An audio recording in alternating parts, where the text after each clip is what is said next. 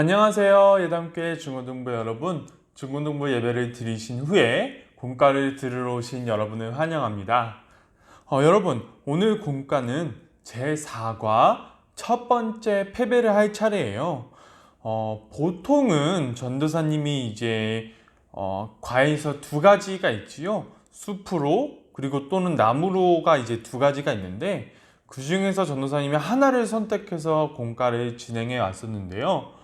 전도사님이 오늘의 공과를 살펴보니까 오늘은 숲으로와 나무로 부분을 나눠서 이렇게 진행하는 것이 안 될 것 같다는 생각이 들어서 오늘은 숲으로 그리고 나무로 두 개를 한꺼번에 진행을 해보려고 합니다. 먼저 숲으로 부분을 볼게요. 페이지 22페이지입니다. 숲으로의 제목은 첫 패배예요. 숲으로 첫 패배의 문제는 크게 두 가지가 있습니다. 각 문제별로 소문제들이 있고요.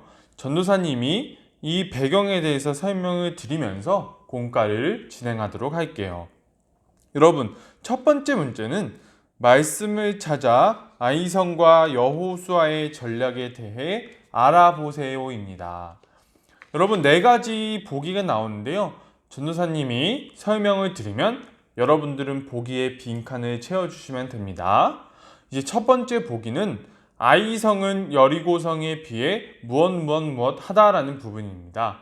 여러분, 이 부분은 여호수아서 7장 2절에서 3절 말씀을 통해서 알 수 있는데요. 이스라엘 백성들은 여리고성을 무너뜨린 후에 곧바로 아이성으로 정탐꾼을 보냅니다.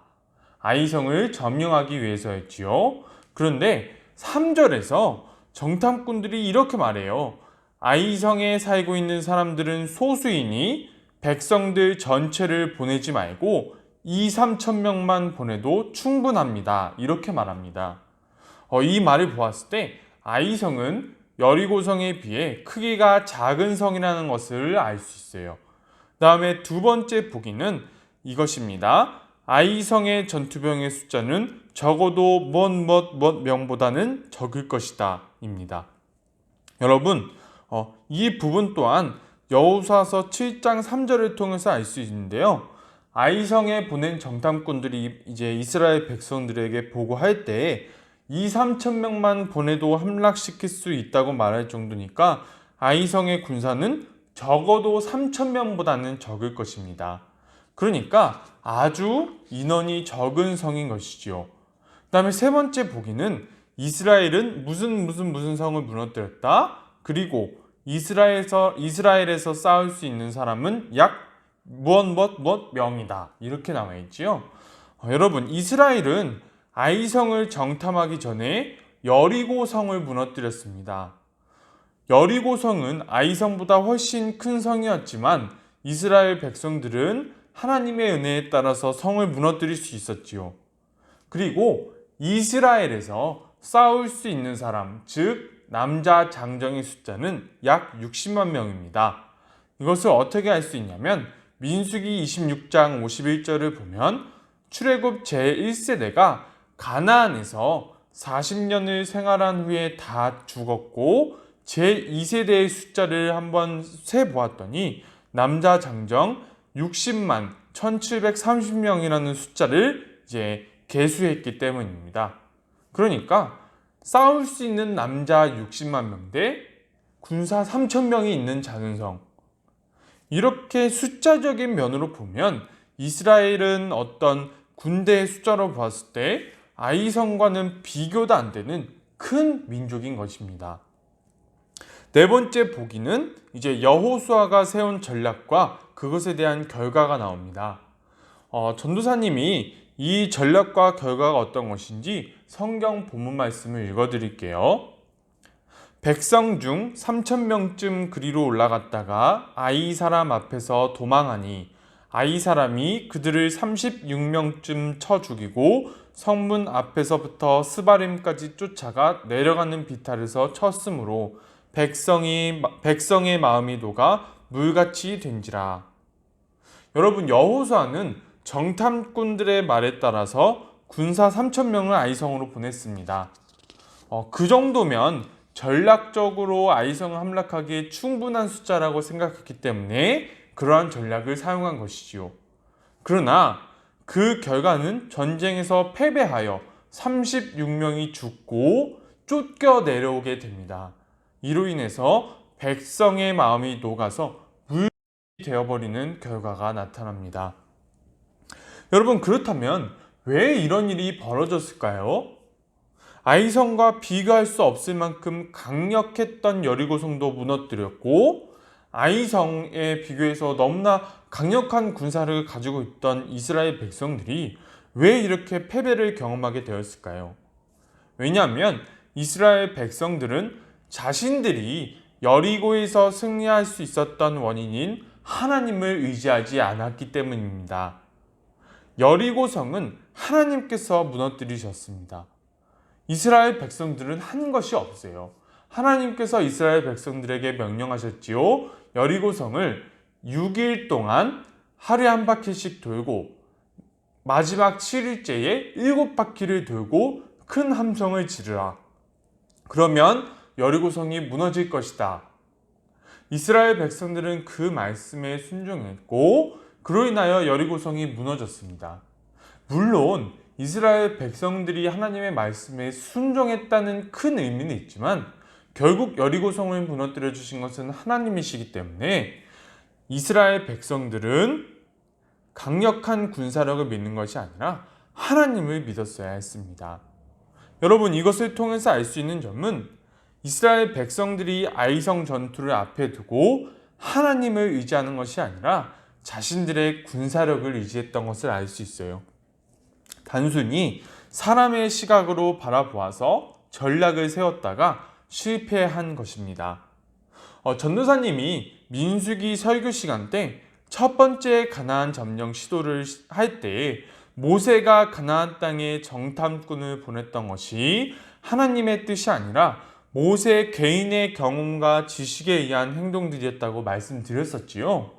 바로 그러한 행동들이 또다시 반복된 것을 알 수 있습니다. 여러분, 여기까지가 이제 숲으로 부분이었고요. 이제 나무로 부분을 보도록 하겠습니다. 그 바로 오른쪽에 페이지 23페이지 내용입니다. 제목은 실패 원인 분석이에요. 총 3가지 문제가 나오고요. 첫 번째 문제에 대해서 말씀을 드릴게요. 첫 번째 문제는 패배에 대한 반응은입니다.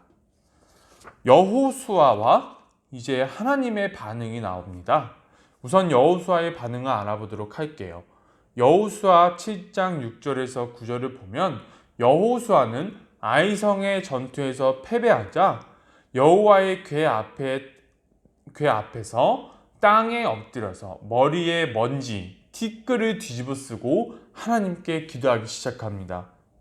여호수아는 하나님께 자신들이 요단 동쪽에 그냥 거주했으면 좋았을 것이고 이제 자신들의 패배 소식을 들은 모든 주변 가나안 민족들이 전쟁을 준비할 것이라고 하나님께 말합니다. 한마디로 지금 현재 처한 상황이 너무나 위험하고 급박한 상황이라는 것을 하나님께 호소하고 있는 것이죠. 여기에 대한 대답은 11절에 나옵니다.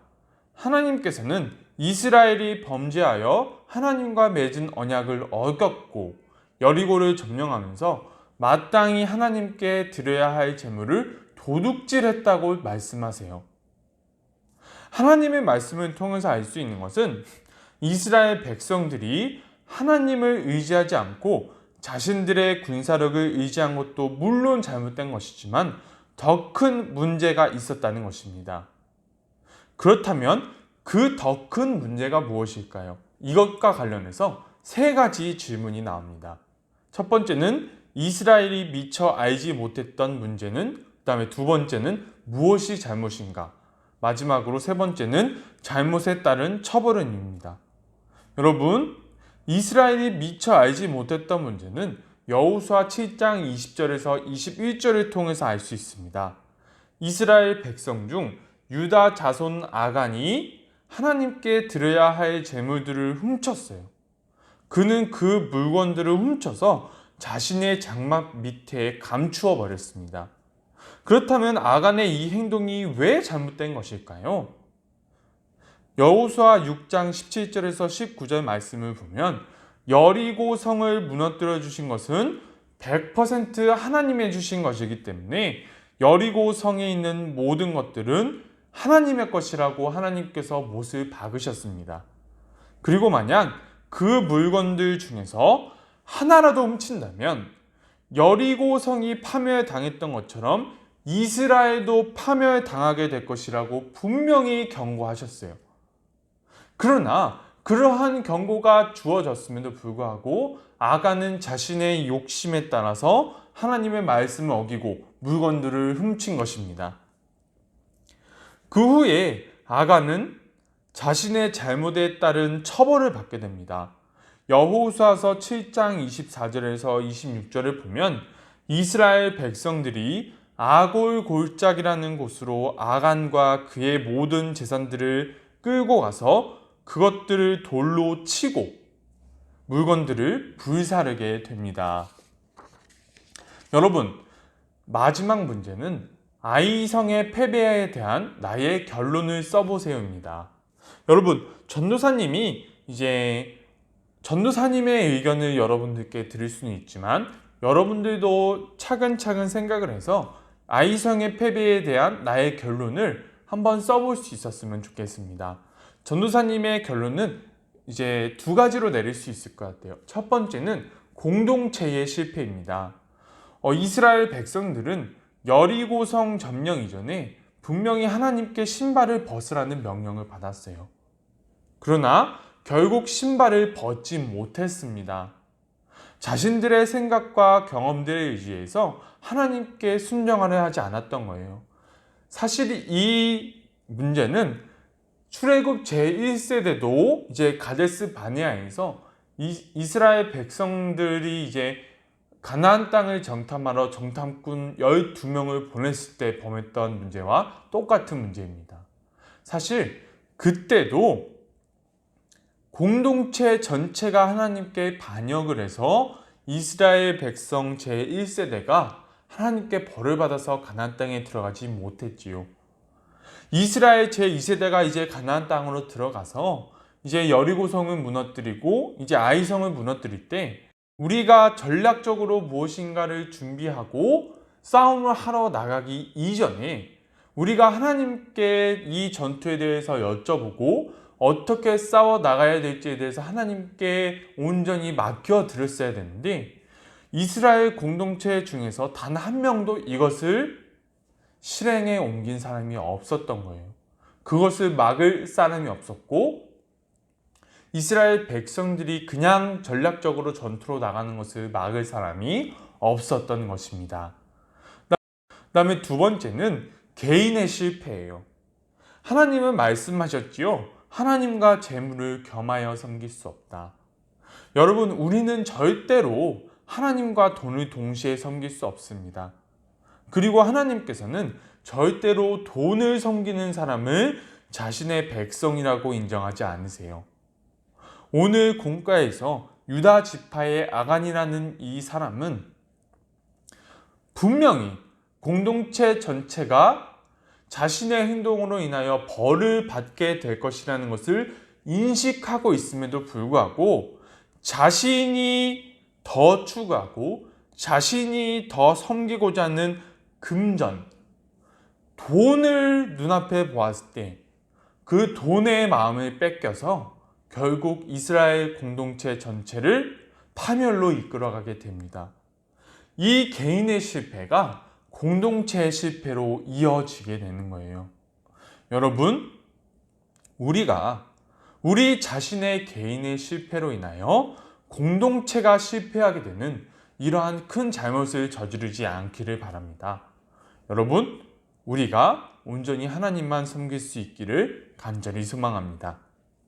여러분, 오늘 공과 내용은 여기까지고요. 마지막 결론 부분은 여러분들의 생각을 자유롭게 적어서 이제 보내주시면 될 것 같습니다. 여러분, 지금까지 공과 들어주셔서 너무 감사하고요. 다음 주에 만나요.